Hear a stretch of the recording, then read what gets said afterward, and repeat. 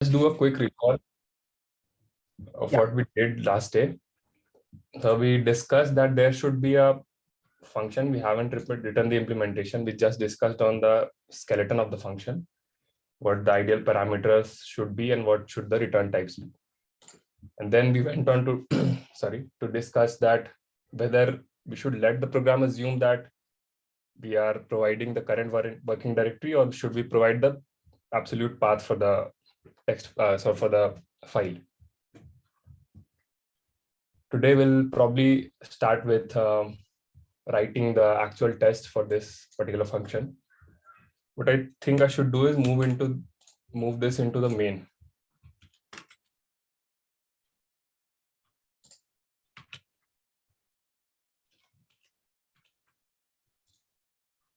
Okay.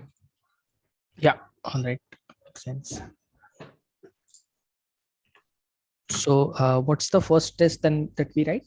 We discussed last time there are two types, right? One is the bottom up and other is a top down implementation. A bottom up would mean we already have identified a bunch of small functions that we want to test, right? Or a top down would mean that we start with a high level test and then figure out the details, figure out the small functions as we go along. Yes. So for now we can start with top down. Maybe later on we can, after this is done, we can again dive into the bottom up approach. Yeah, makes sense. Okay. So what would be the first test case that we write then for as a top down function? So we have just this function for now. So I guess, and this is actually the whole thing that we need for this particular requirement, the first requirement, this one. Right. So I guess this is a kind of an integration test.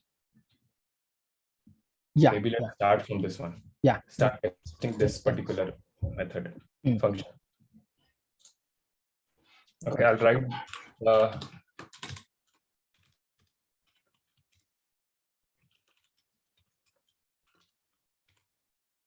again, Chinmay, would you like to say something on this, or anyone else, whether we should follow the same approach for every test function name, such as this is convention, you need to write this, but then should you copy the same from the function or should we write something else? Maybe this function is too long. Any thoughts from anyone before I offer my thinking? I think in ideal scenario, if it is good enough length, I think better to have as much as similar name for easier for searching and I think everything. Otherwise, I think we'll have to drop some like common words at least.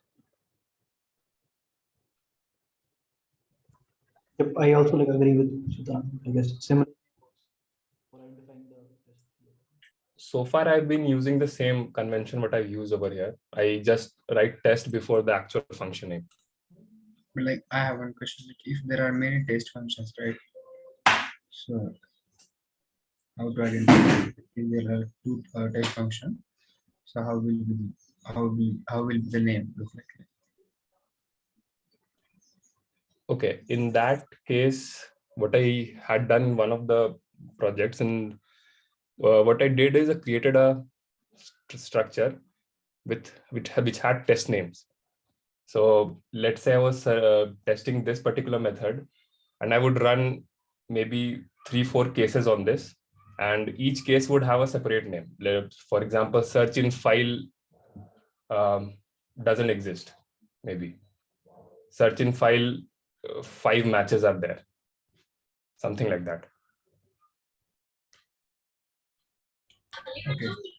Nice. So I like Shubham's question, and I was going to ask this question myself. So when we almost similar thought process what Sitaram, Siddharth, and you guys said, right?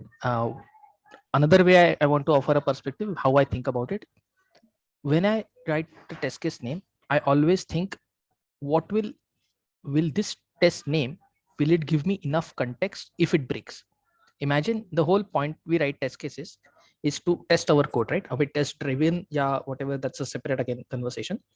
But when we write the test, in case it fails, we should know what part of the code failed, right? And what functionality failed. How do we find out when the test failed? We typically find out when the build runs on CI system, say Jenkins, GitHub Actions, XYZ, right? And imagine, put yourself in the shoes of a developer who is a new developer on this project, who has never seen the code base, and it's the first day and they click a build, trigger a build, and the build fails. And there is some test case fail. When the test case fails on Jenkins or on any CI system, you will see the name of the test case that has failed. And you will also probably see the assertion that, okay, yeah, I was expecting 200, but I got 400 or something like that, right? So using that name, ideally, you should be able to understand what functionality in the application broke and where can you find the relevant code, both test code as well as the actual application code for it.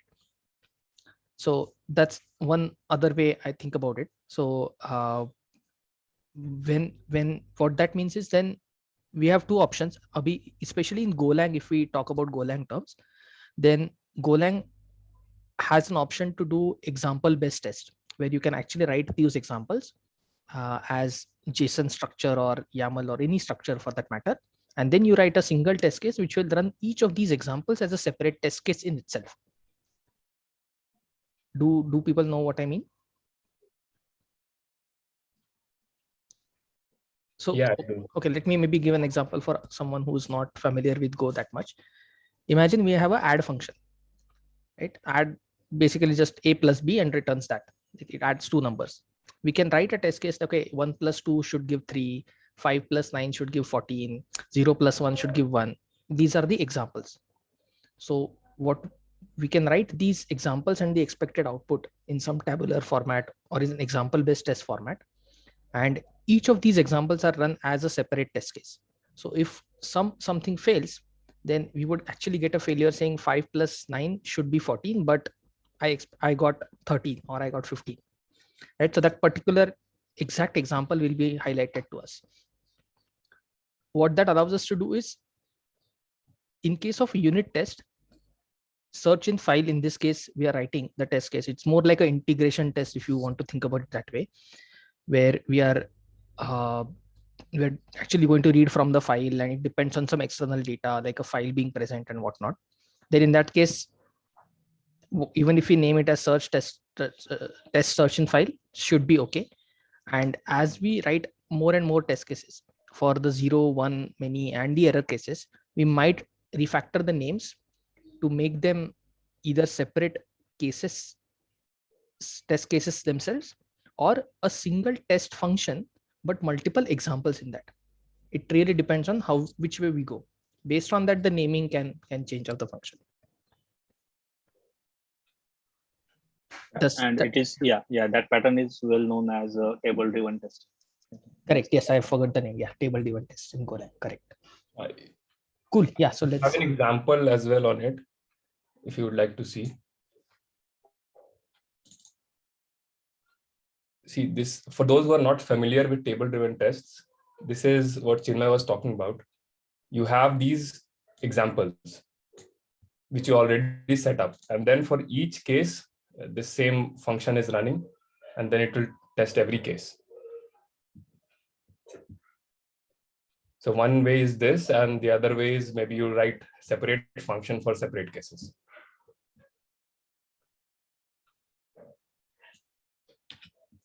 cool. Yeah, this is much useful. Okay.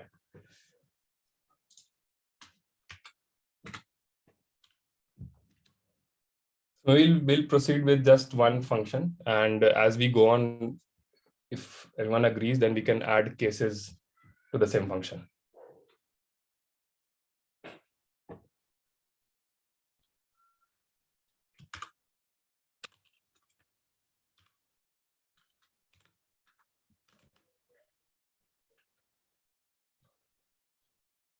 Okay.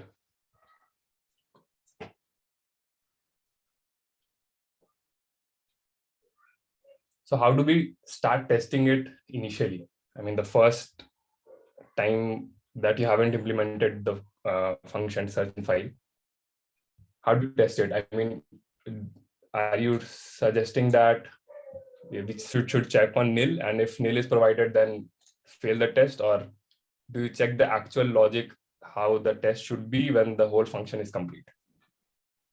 I think first we should write down the examples.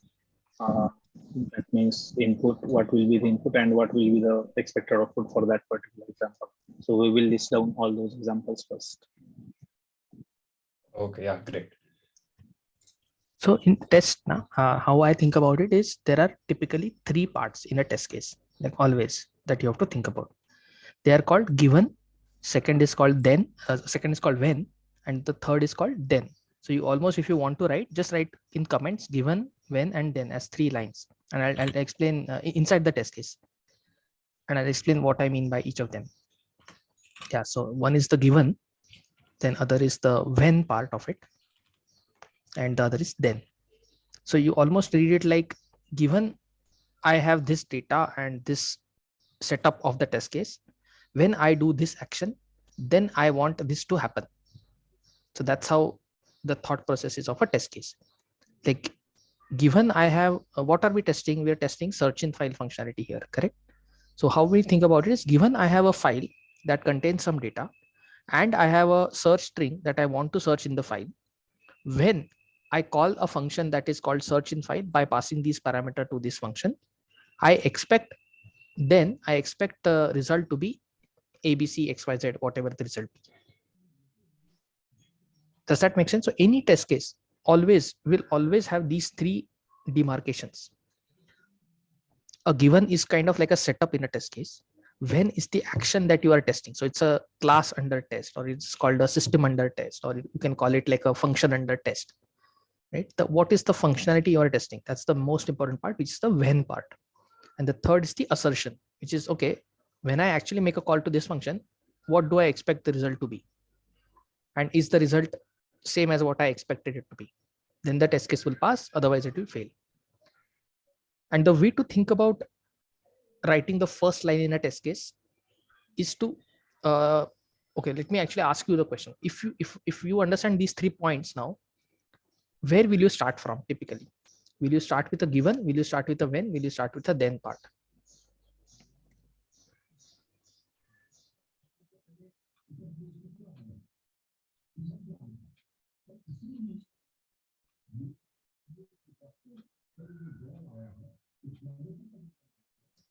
So Chinma, like when we think one, like just for the given case, right? We already know what will be the then part.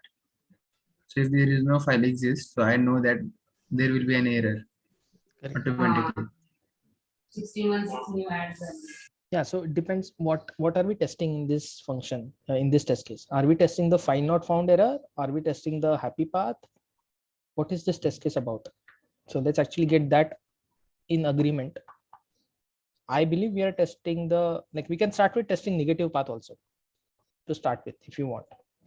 I mean, it doesn't matter what we test first. Aisa kuch, there is no the golden rule that, okay, you should always test negative cases first and only then happy path. I've done both ways and I haven't found any huge difference practically. So we can either go with a happy path case or we can go with a unhappy path case. Really up to us. Anyway, I'll give the sort of my answer to the question that I asked earlier. I typically tend to start from the when, because that is where I'm forced to think what is the API contract that I need about the function. In this case, what happened is that I guess most of us are familiar enough and we broke the problem down into, we talked about it at length in the previous session. So we already know what the API contract looks like, right? That's the search in file function that we have. Typically, this is the point where you will flesh out the details of that function, right? So you start with a when, you write the first line in after when, and you call the function, call search in file. And that is the point where we actually create the function in the first place. Does that make sense? Like, we write the test first, then we write the code, just enough code to make the test case, to make the compilation error go away actually. not even to make the test case pass.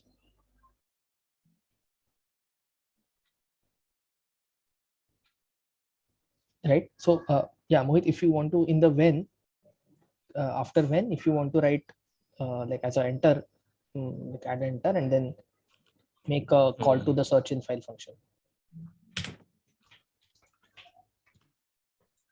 Yeah, and we probably want to remove the search in file function from the test.go file.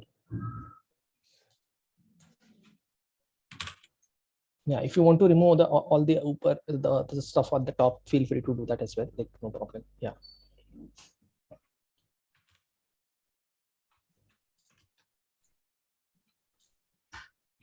Let's go with the example only. Yeah.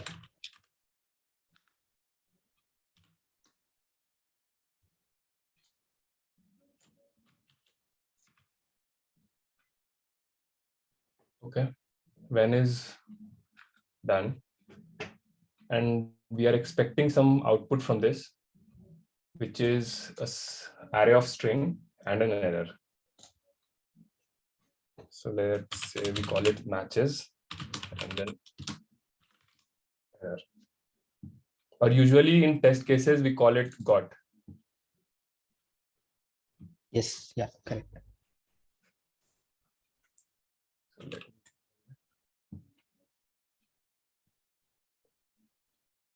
Okay.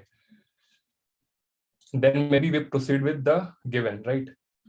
Yeah. So first of all, like make the compilation error go away, and then especially for the search in file function, forget the correct. So the got and error we can ignore. Now what we have is we have these. There is no given here because we have almost passed the parameter as literals right here. Right. So that's why there is no given, but otherwise it would be given would be a variable called string to search, and that will be equal to search string. File name or file path will be another variable inside given, which will be the actual file path that we have used here, the home chinmay abc.txt file, like that. So if you want to convert them into variables, feel free to do that. They will Maybe be. I should create a structure with these variables. Yeah, if we can add it right now in given as well, and later they can just be moved to a struct. Okay. So very incremental step actually. It will most likely end up into a struct, but as a first incremental step, it will be here. So again, now I don't know which editor, if there is any shortcut in code, but there is in IntelliJ, for example, in Golang, there is a way to do convert this string into a variable.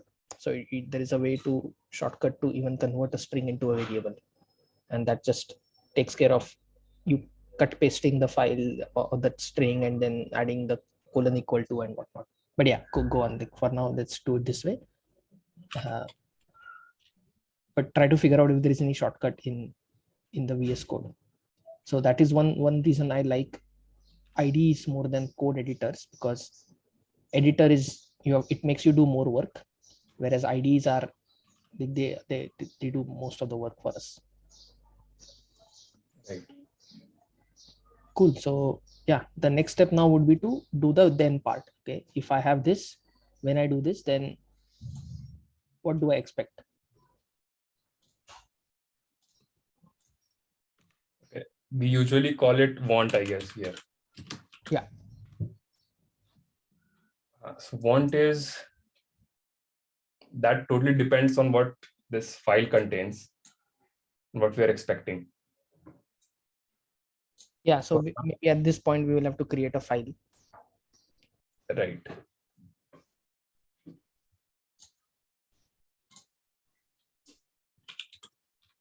If you want to rename it like properly instead of ABC, that also is good idea. Like test data.txt or something more appropriate, right? And then also use the correct path there.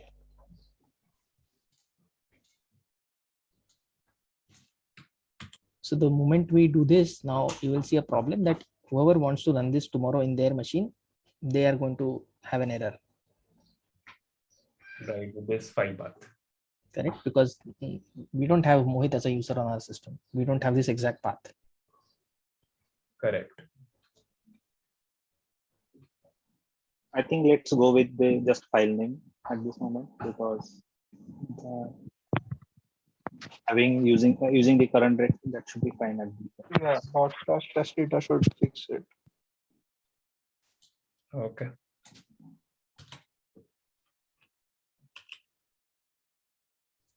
Yeah. So another idea is to ensure that our test case is able to run across anyone's machine and also on a CI environment. If we do it with the full file path, then it won't be able to run. Yeah. Right. Cool. So this is good. Then yeah, in the want, we can just create a file with some text data which contains that search string. Right, so let it contain some cases. Yeah, and let it also contain some lines which do not have that string, so that we know our code works. Otherwise,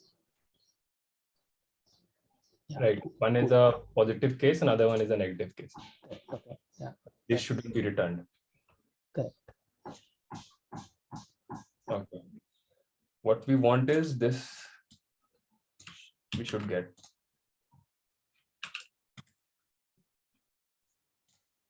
But this one is returning a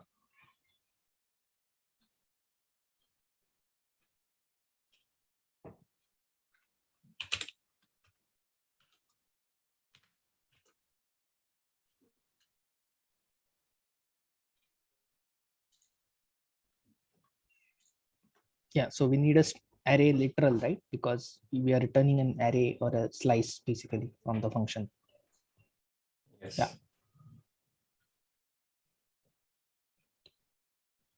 Okay, this is what we are expecting this search in file to return. Correct. Yeah. Then probably we can compare if what is not equals to want.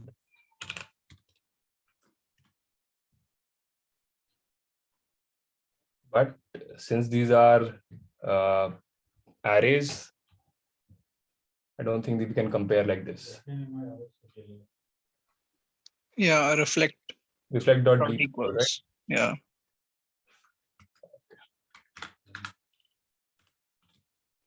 No, you can do it inside. नहीं, उधर ही करना पड़ेगा.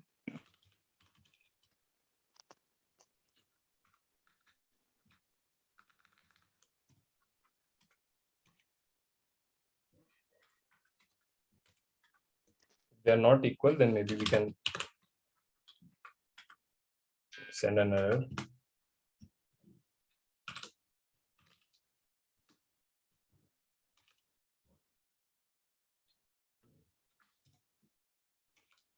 Was this for an array, the specifier? V. Yeah, %v should be good enough. Yes. Want should be first. Want or expected, maybe, so that we don't confuse it. Yeah, the structure that I think people follow in Golang is expected or want this, but got that.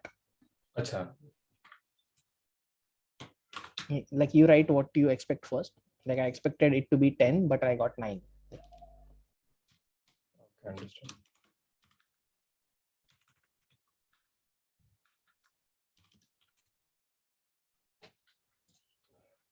And another, not, yeah, almost like a quirk, or it is different in different languages. So in Golang, if you don't, like you have to almost like fail the test case. In Right. some languages, you have to pass the test case by default, otherwise it fails. It's different languages have in different way. So in this case, we have to write if it is not equal, then fail the test case. Right. Maybe let me remove this.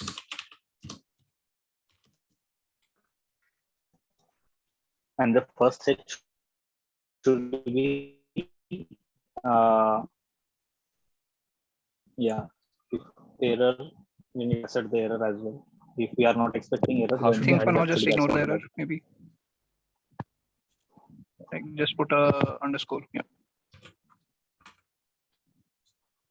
So there are two ways, right? One is we underscore and we ignore the error, or we actually fail the test case if we get an error. Right. Which one do you think makes sense? So right now we are expecting to ask this test case, right? Yes. Expecting some output, actual output, then error, there should be no error. So if we got the error, then it should be failed.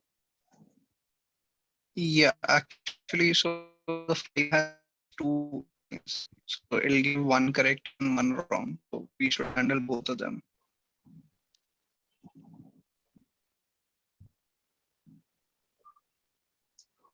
But I think we should not ignore the error. We should also check the error, like if it is nil or it is returning any error. Yeah, I think so too. Because if otherwise, imagine if there is an error, then the want Yes. or got will be empty, but we will not know the real root cause why the test case failed. It will not fail at all, like, if we ignore the error. Test will be passed, right? No, I mean, if we have an implementation, then the got will be obviously a wrong answer, right? It will be nil mostly, and we will return an error from the Right. code. So got will be nil, and it will say, okay, I'm expecting something, but I got nil. And we will keep on wondering, why did we get nil?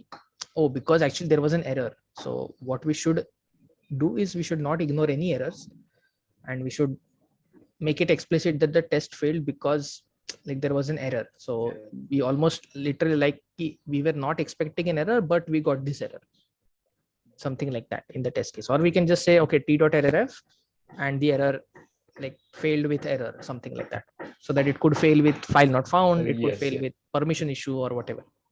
Again, think from CI system point of view.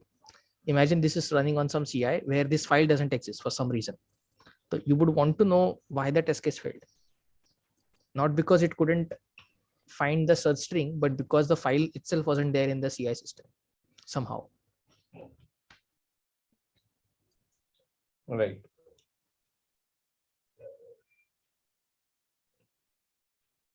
Okay. And can someone remind me the t.errorf when we do, will the execution from line 42, will it continue to the further lines, or will it mark the test case as like failed and it will not execute further code? So I don't think it will execute the further code. I think then we have to use fatal f, right? Fatal, yeah. Fatal will stop the execution. Yeah, error f will still mean, okay, it's just an error, but still continue to execute the remaining code in the test case. Yeah. Okay. Yeah, so in this case, for error, when we were not expecting an error, I think it makes sense to use fatal f. Because there is no point I in have a going further, question. right?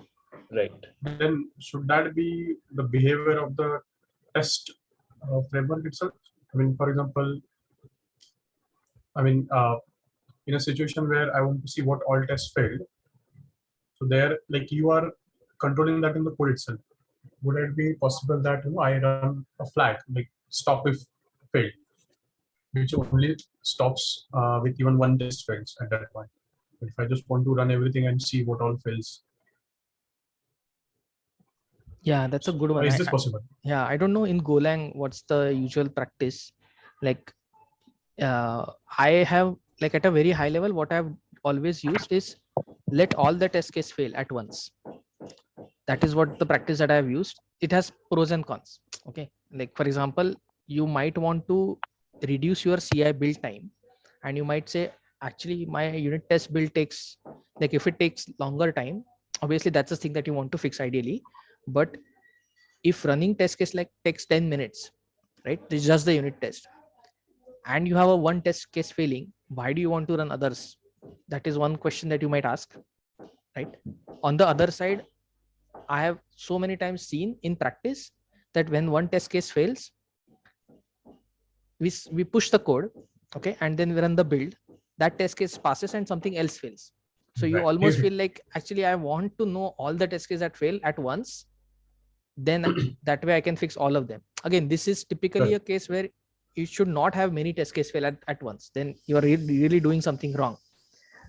But again, in projects, at the same time, even if I could see like multiple tests fail at the same time, it might also help me to refactor in that way. It will be helpful for others also. So, for example, if you don't tell me what others failed, and if I fix it, and then when I come to know that there is something else failing, and then if I try to fix it, I realize that I could have done this in that way itself.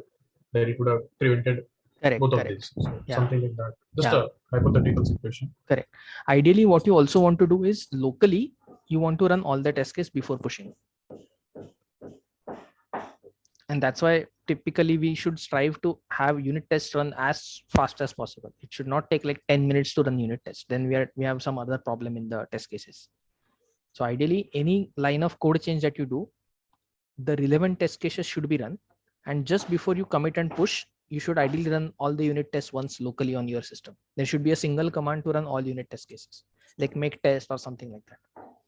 That ensures that there is no unintended failure because of your code refactoring.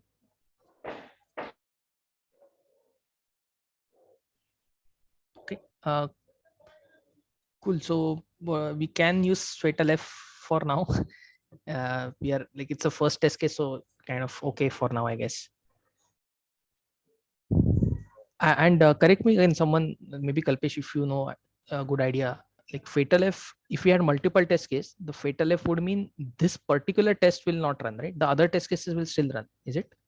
Or Fatal F means like the go command, test command itself will stop. Yeah, okay. Right. It will stop the entire test. Oh, okay. So, is there a middle ground where we say, okay, stop this test case, but still run others? I think error F is doing just that. Yeah, error. So if you have multiple asserts, and if first assert is failed with error F, then it will not assert the remaining errors or remaining asserts. It will stop that particular test case or the example when we say that table driven. Yeah. Yeah. But it will run the other examples. Nice. Yeah, I think then it makes sense to use error F everywhere. No Fatal F. Yeah, so these lines won't run, right? After it encounters error F. No, after it encounters Fatal F, it won't run. The Fatal F is going to quit the whole test suite. Right. Yes. Yeah, actually we can test it out also. Let's write it as error F for now. And when we add one more test case, we can experiment with this and actually see in practice what happens. Because I'm a bit rusty on the exact semantics right now. Okay. Maybe let's run the test. Cool. Yeah. Acha, first I'll have to init. We didn't do it that day. Okay. Yeah. So this is another thing which we should have probably done last time, but it's okay. Okay. Let's do go mod init. Yeah.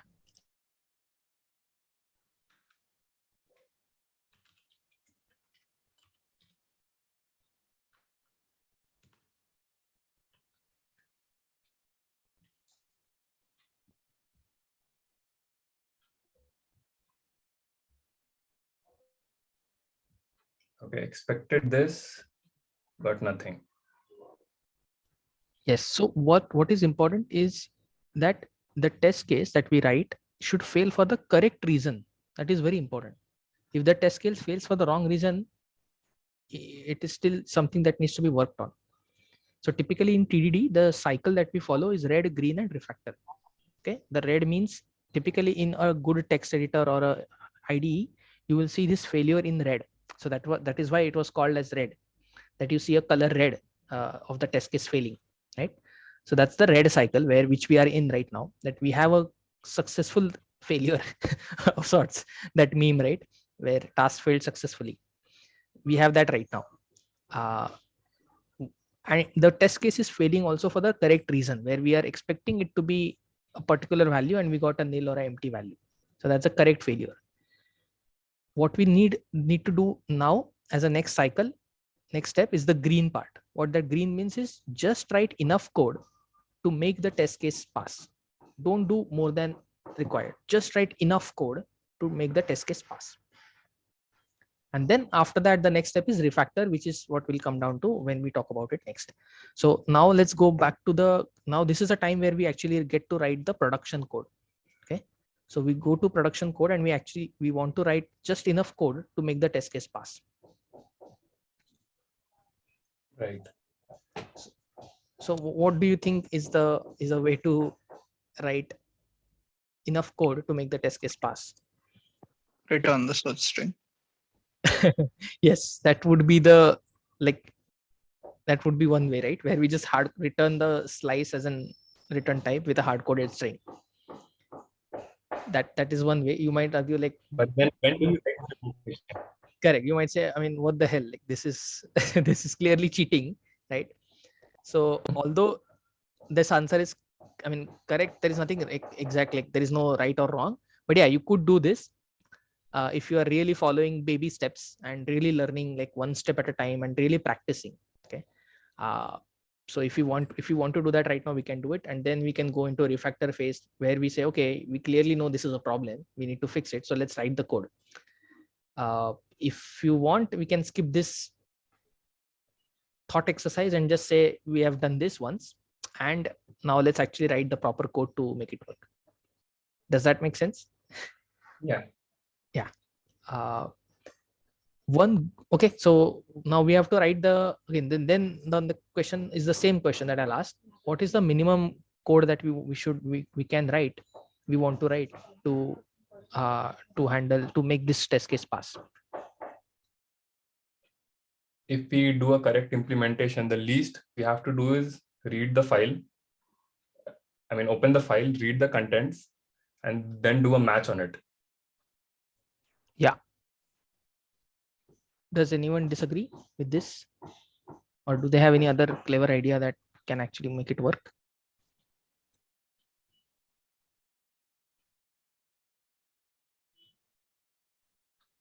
If we still want to break it into two parts, we can have an array of contents which the file is supposed to have. And then maybe later on we could read the file. We just hard the array, then do a match on it. Correct. Okay, that's also one way. So now this is a feedback that we can, when we say test driven development, what we should listen or almost observe, because it doesn't make a noise, we have to observe that the test is telling us some feedback. That the feedback in this case is that because we started with a happy path, it's almost like we have to implement the entire program logic, right, in one go. Do you agree? Because that's a whole program. Like we have to read through the file, compare the contents, and return the result. That's the entire program that we are asked to do. So the first test case itself, because the way we wrote it top down, it almost asks us to implement the entire program. This is not a problem, but this is an implication of doing things top down. So in top down, if you are not careful about identifying edge cases or some small cases, you end up having to write the entire program. And that is one feedback that the test is given us. Here we have two options, as I see. One, we bite the bullet and we write the implementation. Overall, again, this depends on our confidence and our understanding. We know like this code is not that complex. It's probably 10 to 15 lines of code where we read the file, loop through the lines, compare them, and then return, right? So based on your experience with the code, to me, it doesn't look like a complex program, but for someone who's completely new to Golang, they might still feel, wow, this is still a huge program, right? It's almost like implementing everything. So we have these two options. One is, yeah, we bite the bullet and we write the program, and then we debug and we look at the test case and failures and whatnot. That is one way. Other way is we go back to the test case and we try to find if there are any other simpler test case that we can create. One such simpler test case could be checking for errors first, where we can check for if the file doesn't exist or if there are any other errors, etc., etc. So these are the two options we can go through. So we almost like undo the test case and we write a different test case where we look for the errors first instead of a happy path. I'm open to doing both for the sake of, again, time, simplicity, etc. I would say let's write the implementation. This program is pretty simple. It's already a toy program, and if we take even baby steps in the toy program, then yeah, I mean, it's okay, I guess. I mean, that's my personal take. What do others think? like Mohit, you are driving it, so I would say, yeah, whatever is comfortable to you, you should do it that I way. didn't get what you meant by undoing the test case and then checking for errors, because we are already checking for errors over here. No, so what I'm saying is we write the test case which is for an error scenario. We write a test case where the file doesn't exist, and we expect the program to return a particular error to us.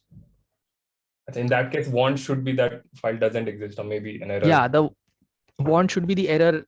Like we expect the error actually from the return type. We don't expect actual result. Okay. So we write a test case for the validation of sorts. Because if you think about it, we will anyway end up having to write error handling code in the code, right? That the file should exist, if not return that error or something like that. Right. So that is what I meant. Understood. I think we should probably start with implementing the code. Okay, yeah, let's do that then. Yeah. Let us complete this one.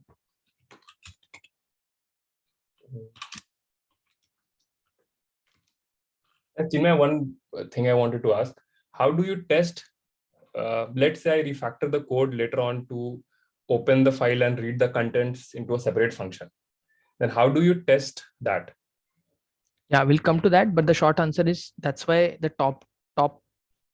top-down test case help, where the test case doesn't change.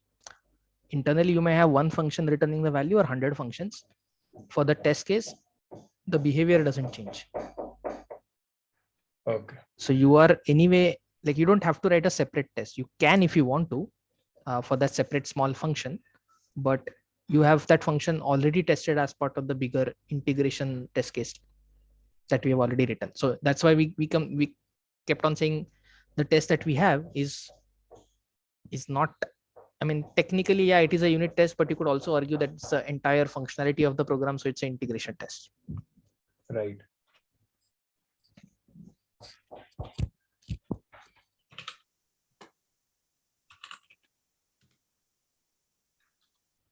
Yeah. So for those who, while Mohit is writing it, so for those who are not familiar with Go, I would at this point typically Google correct idiomatic syntax of reading file line by line in Go. And yeah, for as a good programmer, I would copy paste the first answer from Stack Overflow. Yeah, just kidding, by the way. So okay.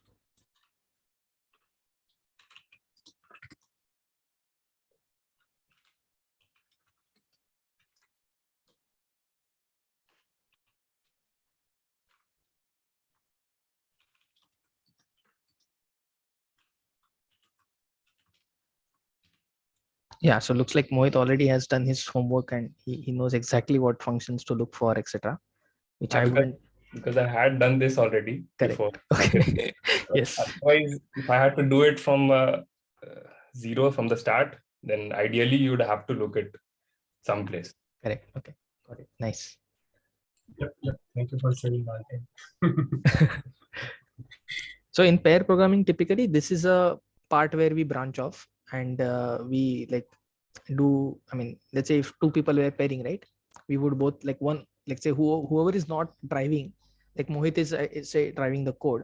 So whoever is not driving, he or she should help with documentation, reading and figuring out if this is the right way to read a file, or is there any different idiomatic way in Golang, and are we handling the errors correctly or not, all of that. So the idea of a pair is to really have a meta view and don't get locked into the code that is being written, like the implementation, but really think about, is this the right way to do it?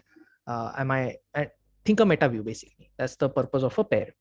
Anyway, Mohit, yeah, please, go on. I don't want to interrupt you.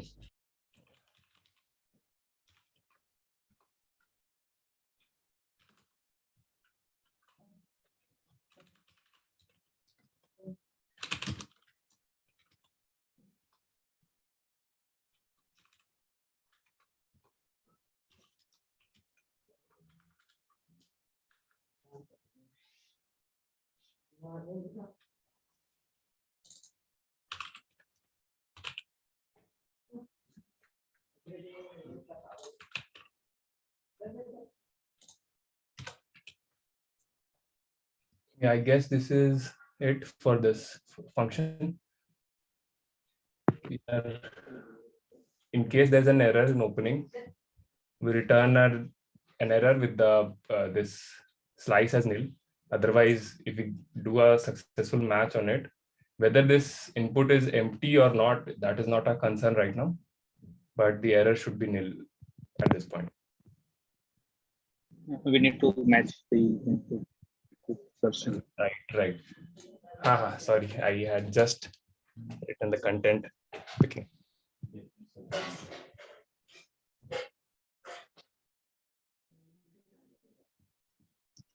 And again, just for simplicity or the as for the naming, so as we are reading the file line by line, so it is, we can call it as a lines instead of inputs. So that way it will be easy to recognize later in the function. Yeah, makes sense.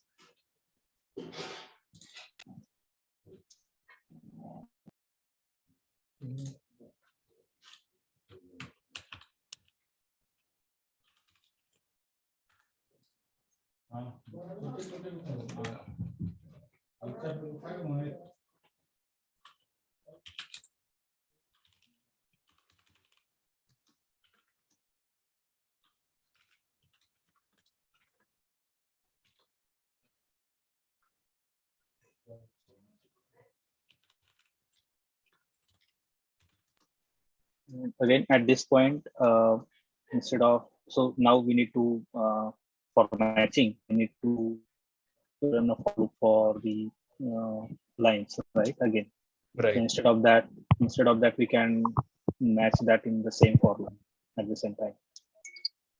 So even we don't need to create the lines, but Before just appending have a lines. single. We don't need to append that basically. We just need to say scanner.text will be a line and then match the text. If it is matched, then append it into the match lines. Yeah. Right. Let's do that. So lines won't contain the whole content, just the match lines, right?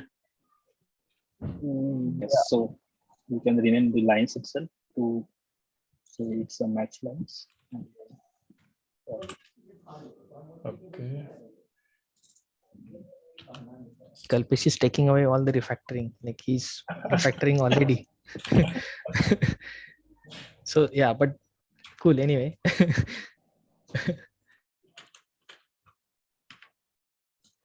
Okay.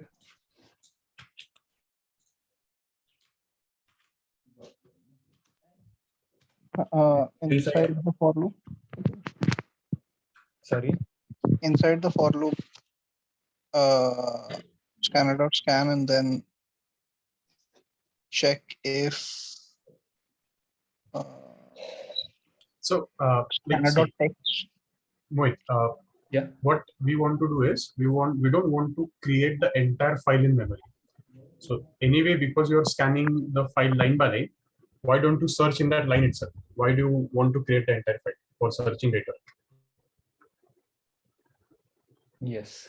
Right. So that's the thing that we are trying to do. Instead of like appending and creating the entire file as a string, you can just search in the string itself and figure out whether it is present or not.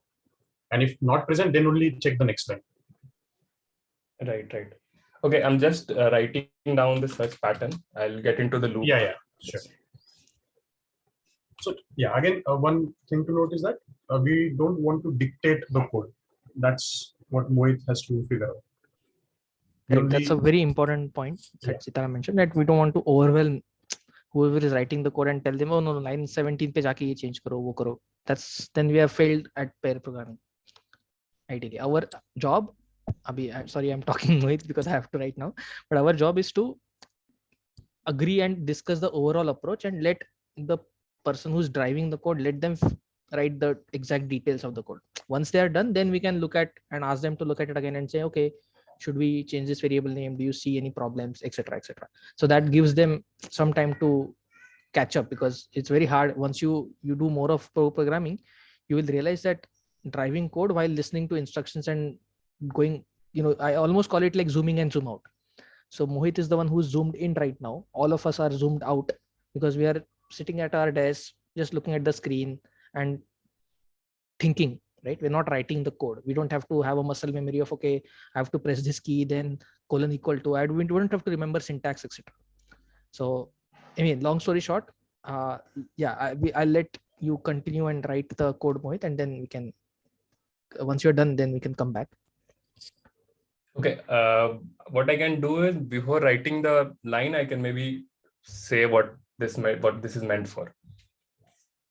Okay. So right now, what I'm doing is creating the regex for the search pattern.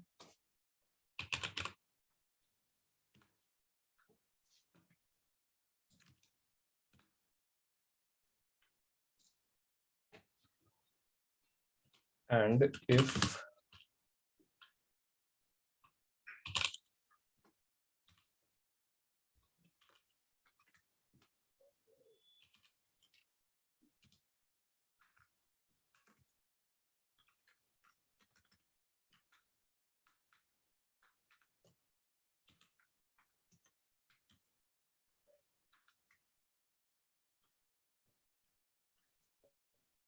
does this seem correct?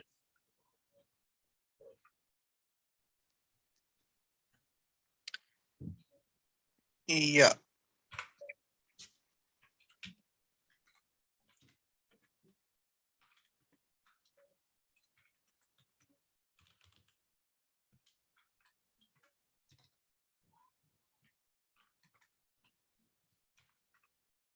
Yeah, the best part is we have a test to answer whether this is correct or not. All right.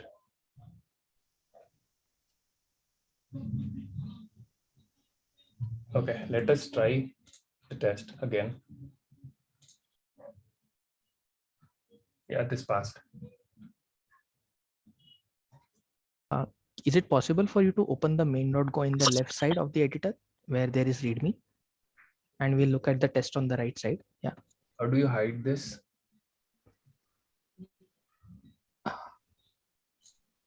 What do you want to? It's okay. Hmm.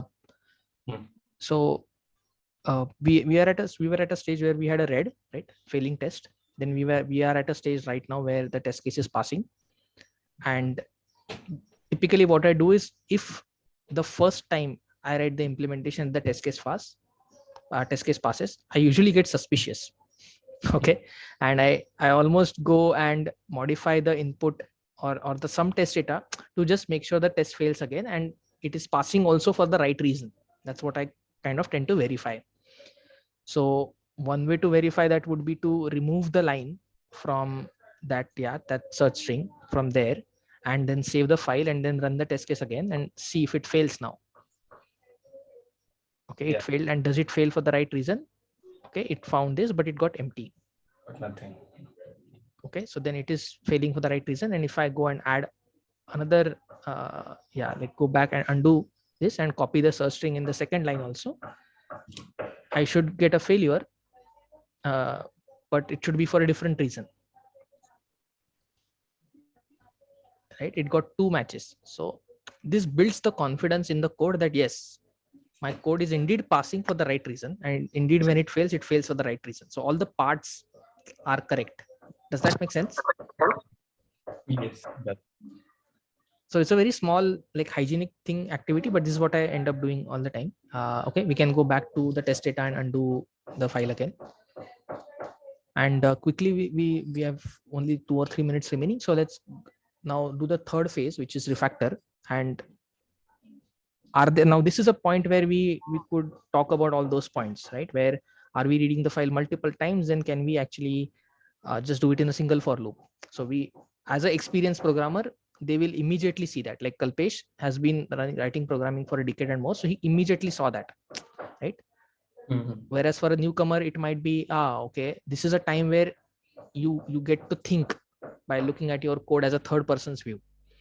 So you then ask yourself this question: okay, I see 2 for loops. Do I really need 2 for loops? Can I do it in 1 for loop? Right? If we try to combine all of this in the first act of programming, usually we are not able to do a good job and we get overwhelmed. That's the whole other purpose of TDD, is that it really forces you to focus on only one step at a time. And it almost builds that discipline of sorts that, okay, I don't have to worry about other parts. I just need to write this bit right now, right? And then you can always make it better. So this is the other rule that I follow, is always make it right, like make it work and then make it better. Don't try to do both at the same time as much as possible. With good experience, with enough experience, you are at a position where you are able to do it, like Kalpesh suggested, right? He clearly could see. So now I have one more, like few more questions on quickly this part. Do you see any other areas that you can improve in this code? And Kalpesh should not answer, other people should answer.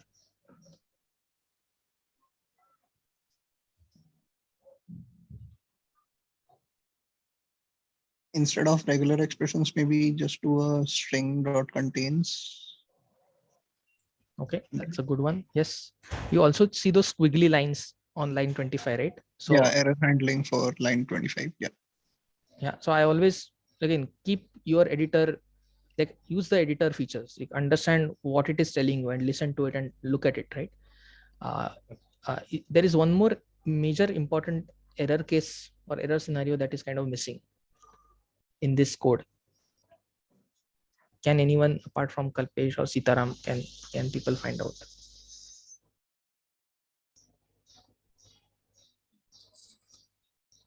I think there should error while reading the file. Right now the file exists, so there won't be any error. Yeah. Is there, what kind of error do you Like, see? like we are not checking like what if the file doesn't exist. Got it. Okay. I think Okay. this section does that. Yeah. This So will if give you an want error. to just rename the file, the test data file ko aap rename kar do and run the test case again, it should fail, and it should then fail for that reason that we have on the test case. Right? This is another thing we could check quickly. Yeah. Right. And there is line number 43. So just check on the test case line number 43. Yeah, this is the error, right? This is exactly where we expected the test case to fail, and it did fail there. Right. Yeah. So I'm now thinking purely from code cleanup or clean code point of view. Do you see any issues in and I'll tell you again a hint, like the error is between line number 15 to line number 20. As in error, as in there is something missing there, which we are not doing between line 15 to line 20 in our code base. Oh, we are not closing the file. Yes. I think with experience that comes naturally, I guess. Yeah. So that is why another way is you copy paste the code from good Stack Overflow answer. Right. Or you do idiomatic coding where you don't miss out on these simple but very crucial important points. So you always want to ensure that your basics are sorted. Like when you use an API, you make sure you use it properly, right? So good, file.close. There is one more thing I think that is missing. Sorry, someone has to say something. Please go on. I just have one more question. Why are we returning nil in the end? Like line number 30. So in Golang, we are returning two types, right? We are returning a slice of a string, and in case there is error, we return the error. So in a happy case, there is no error, so we return nil, which is to indicate that there is no error. So for example, when the caller will, when this method is going to call this search in file, it expects an error. If we are passing nil, then this won't run. But if you throw an error, then this condition will become true, and then whatever you want, however you want to handle this.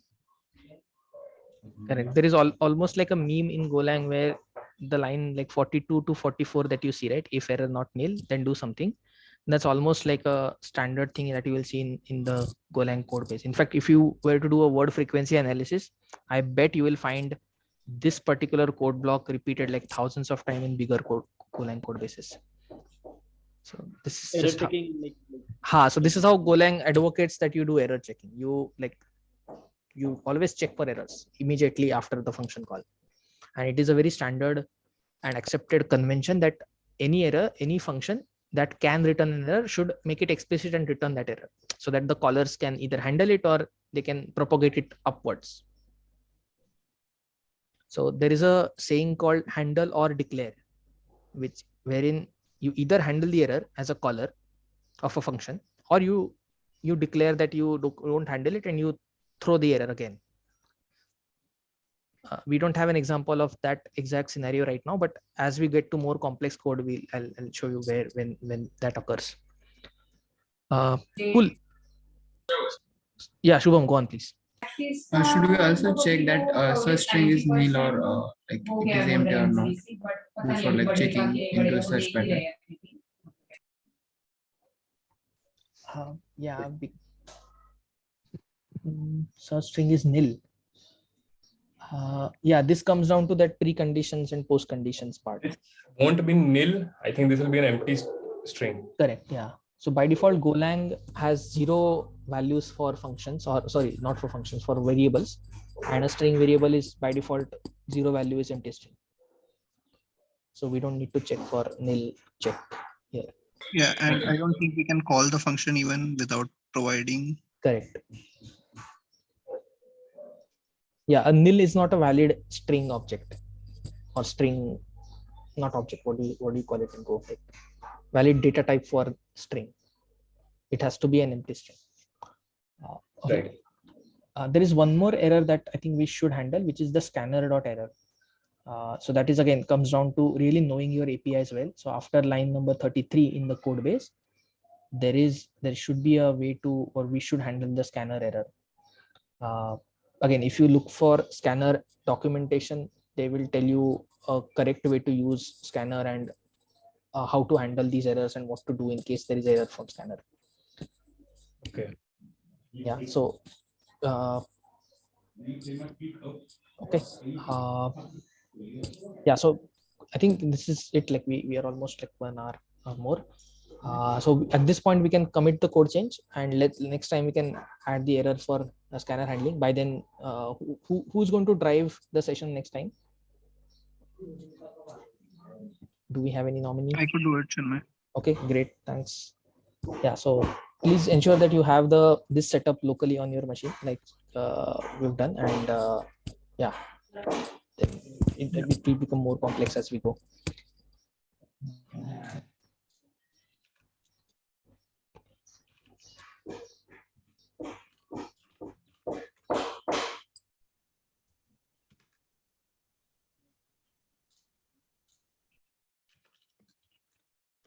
Oh, sorry. Did you commit, like have 3 commits, or how do we do it? 3 separate commits. Okay, so what I usually do is, like the Go mod could have done as 1 commit if you want to, but I would add test case and the code as the same commit typically. Okay. Because yeah, right, this is how, like, it's a working functionality, so it's a unit of work. For now it's okay, but that would be the way we could do it, that we say that, okay, we implemented this test case and this is the functionality that works.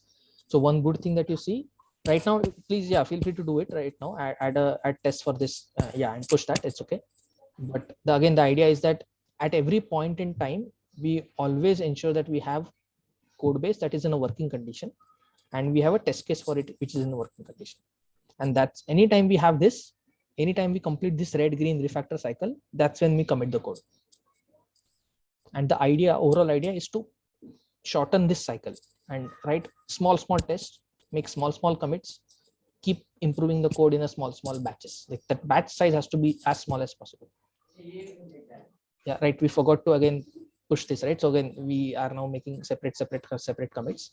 Ideally, this should be like 1 commit where we put everything, like test data, this, that. Imagine again the reason, if I were to check out the code right now at this point, I would not have a working code.